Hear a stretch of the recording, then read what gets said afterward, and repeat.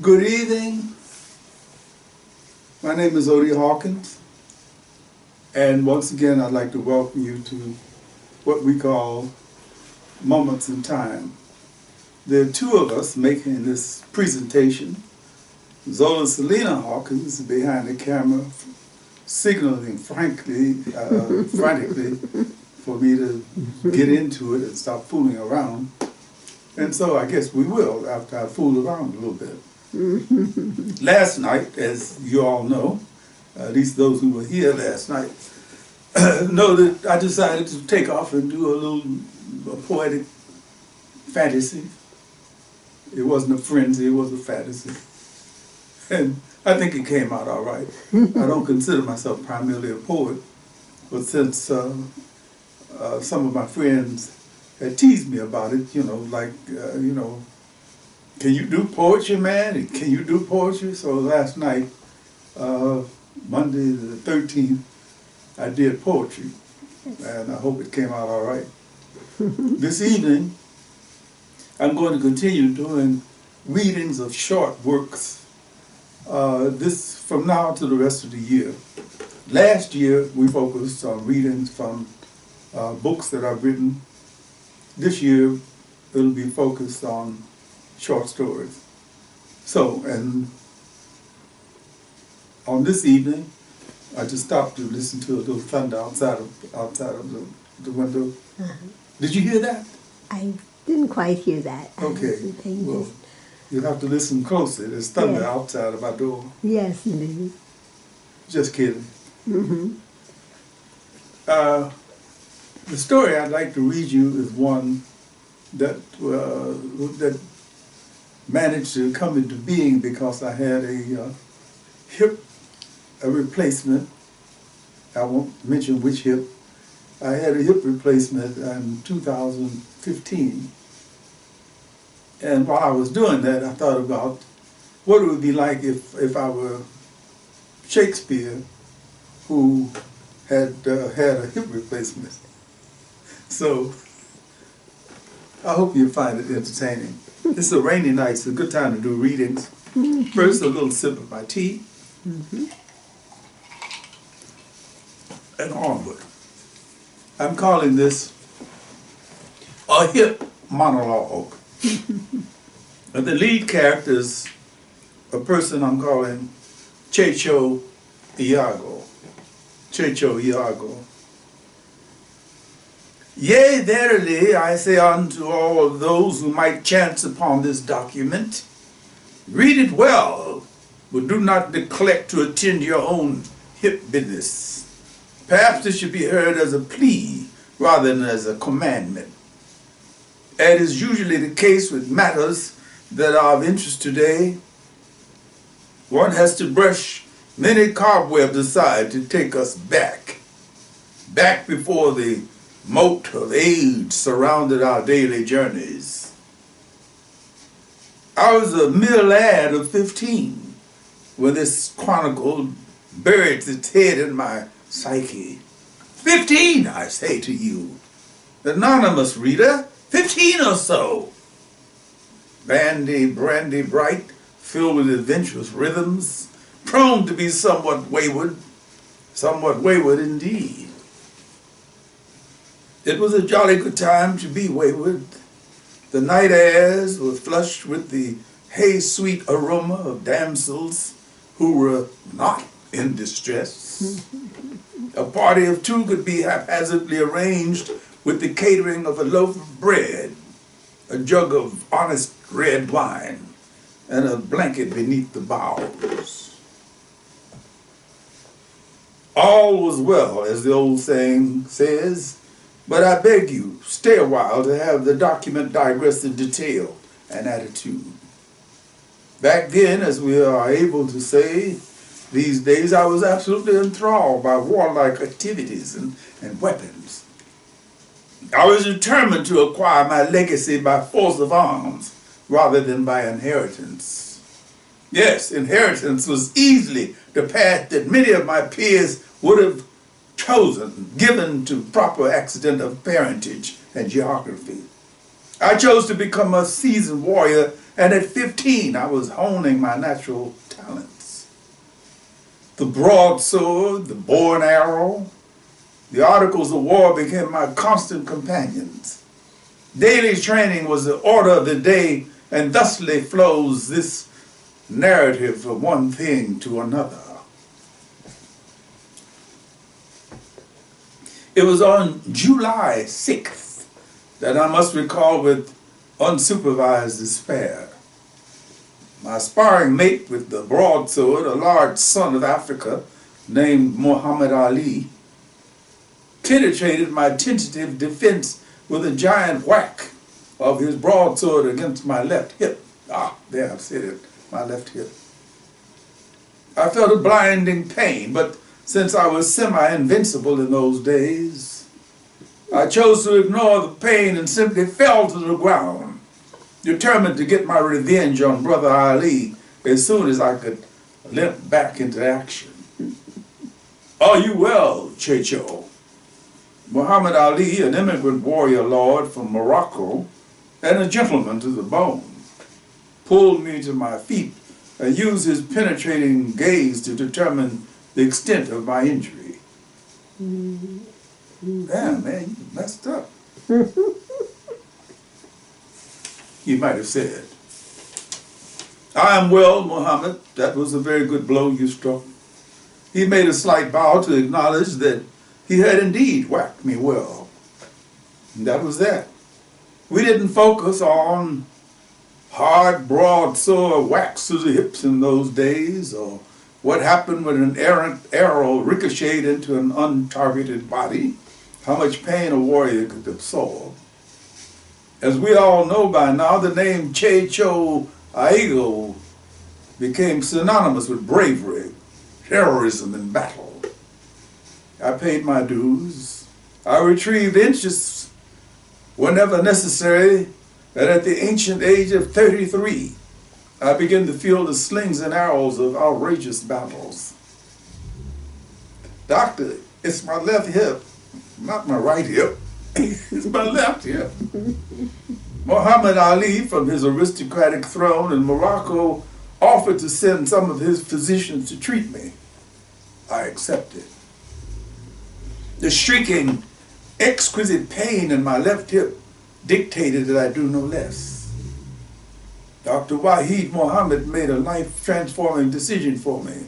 Checho, we are transporting you immediately to my hospital in Casablanca.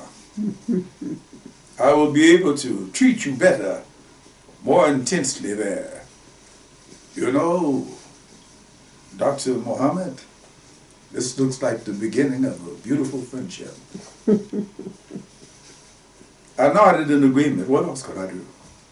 Days later, Dr. Mohammed sat on the side of my dove-white hospital bed to explain what he felt was necessary to save my left hip, to enable me to use my left hip to walk normally again. It might have been a dream walk, except for the fact that I wasn't walking. I was being pushed on a gurney, carefully sedated by Dr. Mohammed's assistants. All of this was being done for the recovery of the use of my left hip. Checho, we will replace your left hip. It is not an extremely complex operation, but as you know, all operations may have unexpected consequences. Hey, let's go for it, Dr. Mohammed. I trust you.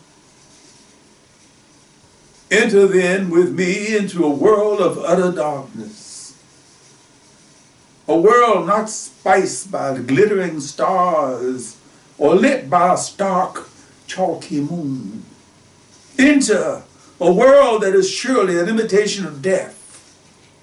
How long was I there? I cannot say. Surely centuries came and went before I came once again to myself, opened my eyes to a light that was not deathly. Long spasms of pain caused the length of my left thigh, the scene of a recent cutting. The pain was intercepted by strong, gentle guardians of my senses. Dr. Muhammad, please explain something to me. Yes, Chicho, what is it?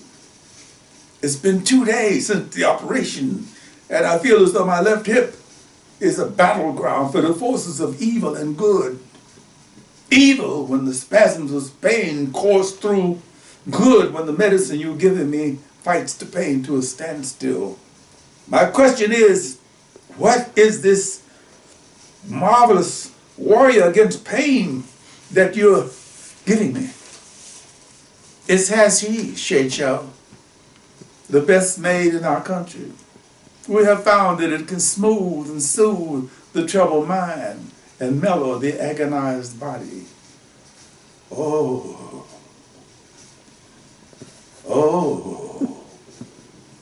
that was all I could say. As my consciousness prepared me for another joust with the painful spasms. 2 days later, I was taking my first tentative steps to flush my overactive bladder and try to coax my glacially functioning bowel to become more active. Chicho, my brother, it may be somewhat difficult for a while, but you must exercise patience. In addition, we have herbs that will help solve the problem. Physical therapy started on the 4th day after my operation, which I had almost forgotten about. I salute hashish.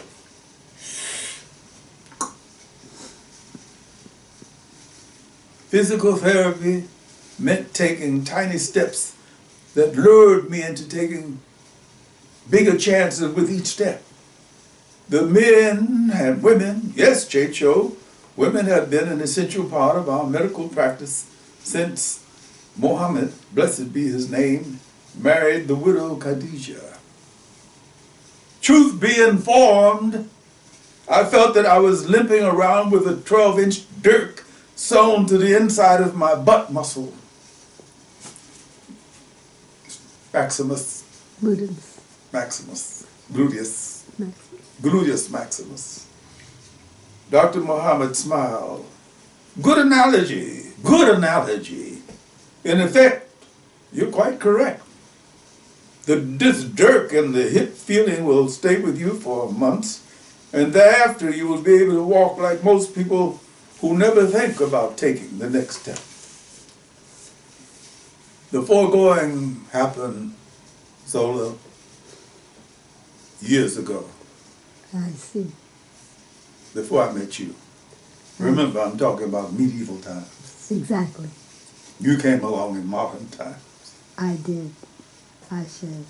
The foregoing happened years ago. I came back from Morocco with a new hip, filled with patriotic zeal and romantic notions. Oh. Needless to say, as I sit here, a huge lump of metal firmly mounted on my left hip, reminding me with every motion that my patriotic zeal has leavened somewhat, and that my romantic notions gave birth to emotional reality within the time frame I have identified. I must confess that I knew nothing of the hip's function before I had to have my left one replaced. Thereafter, more cognizant of the hiply functions, I have been more careful of what I do with this heavenly ball and joint. But here,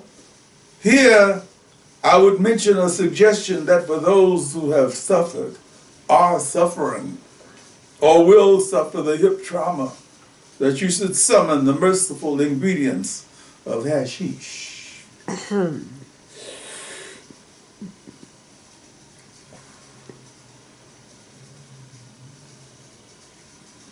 As I said at the beginning of this narrative, the foregoing happened years ago. Yes. And I have long since repelled the negative effects of the hip replacement.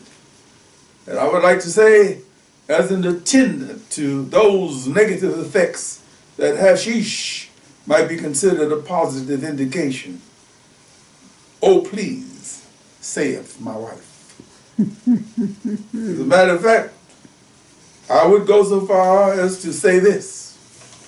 Where there is an indication, no matter where there is an indication that hashish is needed for a specific ailment or not, I would say that the soothing effects of this heavenly sent herb could be more cleverly investigated, should be more cleverly investigated, no matter whether there's a wound or not. Since the time of my hip operation and the consequential effects of hashish, I must say that I have not wandered through a pain-filled week without the appointment of the painkiller slash hashish.